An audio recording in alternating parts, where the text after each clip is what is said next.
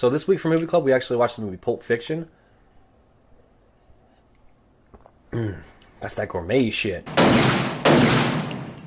Now, Pulp Fiction actually came out in 1994, so next year will make actually 20 years since this movie came out. And this movie is still a classic, a masterpiece. It stands the test of time, and it's worth watching all around. This movie has a star-studded cast. It has Bruce Willis, John Travolta, Samuel L. Jackson, Ving Rhames, Tim Roth, Harvey Keitel. Quentin Tarantino's in it for his little cameo appearance. He has a great cast, and most of these people are now A-listers, but back then, really weren't much. This movie actually got John Travolta back into his career. It made Samuel L. Jackson who he is today. This is Tarantino's, major film. This is the one that everybody really remembers. I mean, people have seen Reservoir Dogs, but Pulp Fiction is the one that I think put him on the map to being the director to watch. And saying that, I really don't think he's actually disappointed me in anything else he's done. I think everything he's done up till now is great. I think his movies get better and better as they go, but Pulp Fiction is still the top Tarantino movie for me. So the movie starts out with these two guys in a car, and they're kind of talking about the little differences between Europe and America, and it leads to some of the greatest lines. What do you call a quarter pounder with cheese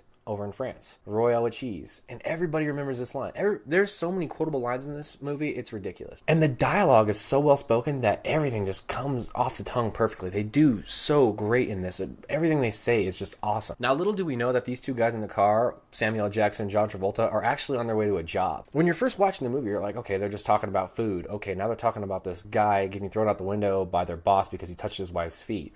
And you're wondering, who are these guys? We find out that these two guys are actually hitmen and they're on their way to a job. What I really liked about that scene is they didn't talk about the job that they were going to do. No, the whole time they were talking about his trip to Europe and the random rumors in the workplace, if you will. And then they go in there and they kill these guys. That's just the first part of their story. There's actually 3 stories that go on in this, and they kind of all intertwine somehow. And the best part about this movie having the 3 stories is they're not actually in chronological order. They're all cut up and mixed, matched all into place. So when you finish the movie, you get to try to figure out what part happened where in the movie. Now, the tone of this is very, very dark. This movie has violence, torture, some shocking scenes, but overall it has a lot of underlying humor. I really think that this movie actually is a true definition of a black comedy. To quote Vincent Vega a little bit, it's the little things about this movie. The little things about this movie you really notice. I've noticed throughout Tarantino's whole career that he has a real fascination with food when he's filming it, and he does it really well. And this one, it's actually Jules who takes this guy's hamburger and bites out the middle of it. He's almost emasculating the dude in his own home, and the guy just sits there and takes it. So the thing you're really going to remember about this movie is the dialogue. The writing in this is so great that when the characters actually start talking, you can't stop listening to them. You just want to hear everything they say. Even if it feels like it doesn't matter to the story, it's very interesting to listen to. Now, as I mentioned earlier, there's a lot of dark humor in it. One of the funniest parts is actually one of the most violent scenes in the whole movie, is where this guy gets shot in the face. At first, you're kind of in shock and you can't believe what happened. But a little bit later on, you're just kind of laughing about what happened and what these guys have to do because it happened. So would I recommend this movie to everyone? Yes, I would. I think this movie is so well done. It will stand the test of time of being one of the best mob movies there is. Saying that, I really don't know anybody who doesn't like this movie. Now, with that said, this was a great movie. Great choice. I don't know how you guys are going to top it next week, but I can't wait to see what you guys pick. Talk to you later, Movie Club. Bye.